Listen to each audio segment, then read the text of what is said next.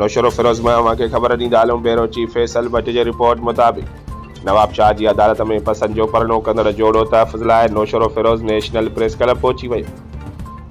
नवाब शाह जी नारी किरण ऐं यूसुफ ज़ई नवाब शाह में जाइम साहिब रोड जे रहवासी नौजवान अली रज़ा पुट अहमद अली बुर्डो सां नवाब शाह जी अदालत में पसंदि जो परणो करे छॾियो आहे।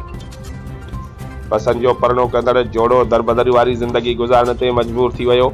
Naushahro Firoz national press club में नारी किरण यूसुफ ज़ई साहब नाडो दाहींदे चयो त नौजवान अली रज़ा बुर्डो सां नवाब शाह जी अदालत में पसंदि जो परणो कयो आहे।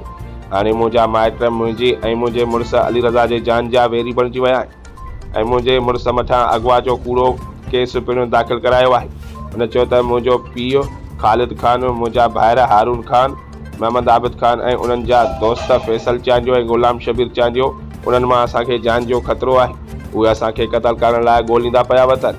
उन्हनि वधीक चयो त असां IG सिंध जी IG शहीद बेनज़ीराबाद, SSP नवाब शाह ऐं SSP नौशरो फिरोज़ खे अपील था करियूं त मुंहिंजे मुड़ुस ऐं उन जे भाइरनि ते दाख़िल कयल कूड़ो केस ख़त्म करे असांखे तहफ़ुज़ फराहम कयो वञे। मेरा नाम किरण नाज़ है।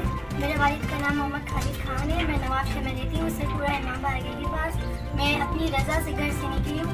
मैंने अली रज़ा के साथ निकाह किया है नवाब शाह की कोर्ट के अंदर। अब मुझे पीछे से धमकी दी जा रही है, हम तुम्हें मार देंगे, ये कर देंगे। मेरे वालिद और फैसल चांडियों ने मुझे घर से निकाला है कि ना इनके पास पहुँचाने वाला मुझे फैसल चांडियो था, शबीर चांडियो का बेटा। अभी वो मुझे धमकी दी जा रहे, बाबा के साथ अच्छा बन रहे हूँ कि उन्होंने कुछ नहीं किया। मुझे नंबर देने वाले भी अली का फैसल चांडियो थे।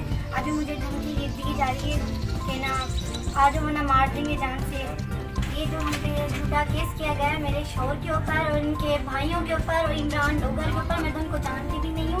ये केस ख़त्म किया जाए क्योंकि मैं इमरान डोगर को नहीं जानती हूँ। उनके भाई के ऊपर और अली रज़ा के ऊपर केस किया गया। ये केस किया गया है कि इन्होंने मुझे घर से अगवा किया गया है। मुझे कोई अगवा नहीं किया और ये झूठी बात मिलाई गई है कि मैं 4 लाख लेकर गई हूँ। मैं कोई 4 लाख